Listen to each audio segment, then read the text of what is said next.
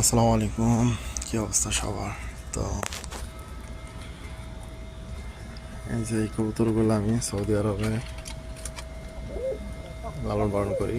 এগুলো আমার রুমের পাশেই একটা জায়গা আছে, এই যে গাছটা আমি লাগাইছিলাম সাইড ওয়ালের ভিতরে আর কি, মানে গেটের ভিতরে। তো এতটুকু লাগাইছিলাম, গাছটা এতটুকু হবে তখন লাগাইছিলাম।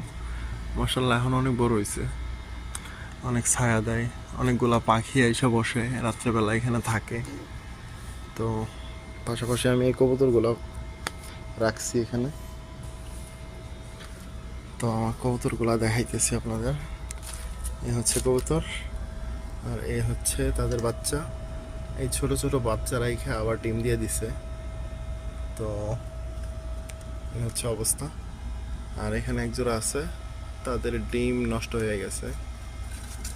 আর এখানে একজোড়া আছে, এই যে এটা একটা বাচ্চা আছে, মাশাআল্লাহ অনেক সুন্দর একটা বাচ্চা। আর এখানে উনি একজন আছে আলাদা। তো এই হচ্ছে অবস্থা। আর পাশাপাশি আমার এই বাক্সটার মধ্যে এখানে দুইটা মুরগি আছে, এই যে ভিতরে দেখা যায় না, এখানে দুইটা মুরগি আছে, এগুলা রাখছি আমি। ভাল লাগে আসলে।